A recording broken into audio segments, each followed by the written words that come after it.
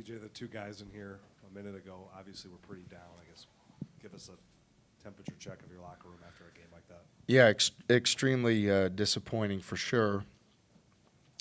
Especially, we take a lot of pride in being a program that's really disciplined, highly competitive, and makes like winning plays when they're necessary. And tonight, again, guys are given effort, but there's a big difference between effort and having discipline and competitive endurance to find a way to win. And there's some really costly things in the second half specifically. I felt like that put us in some bad spots. Certainly to start, Stevenson getting going early from three, something we, that's not what we talked about or how we wanted to defend that, but just felt like in the second half there was undisciplined fouls on dead balls and just giving them free throws. That's what we did when we were in Morgantown and put us in a tough spot, and we had some of those again. And I think it was really costly when their player throws an elbow at us and turns into essentially a 5-point play for them. We've got to be more disciplined in that situation. Our reaction to that play put us at a deficit. We missed the foul shots. They make a three on the next possession. That's a monster play. And, late in the game, they're playing five guards, and we need to go inside and need to demand the ball. We didn't do that. So I know that's a lot that I just said, but there's so many things that we should be disappointed. We do expect more from ourselves. We do have higher standards.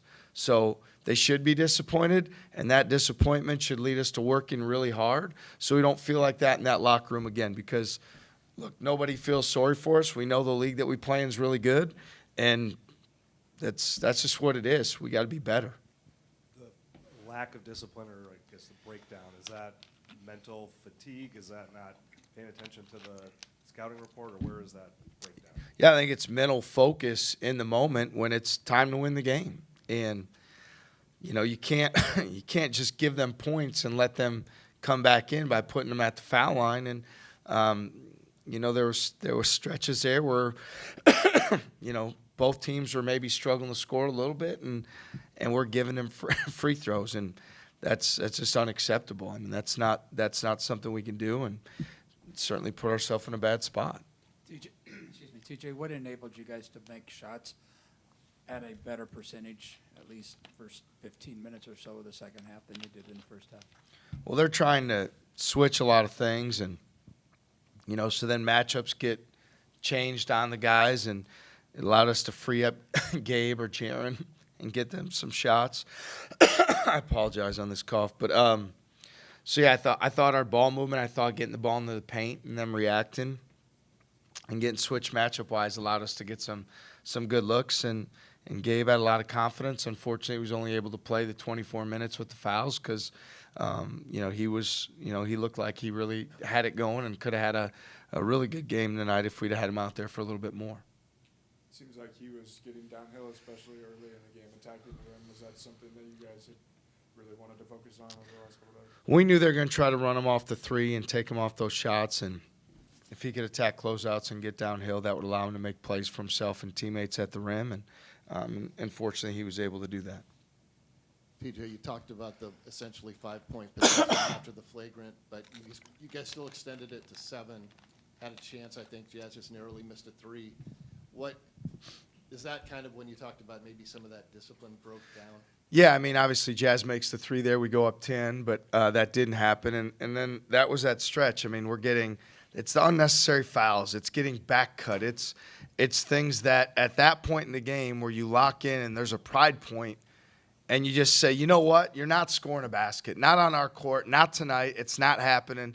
Not on senior night. And you dig deep and you find a way.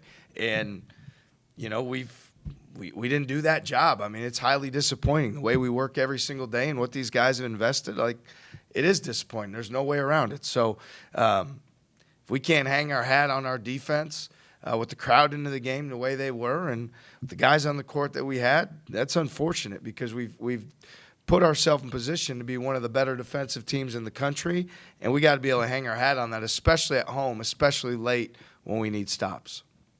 What is, I guess, the benefit of Jaren and Gabe seeing the ball go through the basket after the last month? Not as frequently. Yeah, no, it's great. Obviously, you know, we need those guys to score. You know, we need anybody that we can to make perimeter shots to kind of open up the defense. So those guys having a lot of confidence, their teammates looking for them seeing it go through, that's huge for us as we move forward.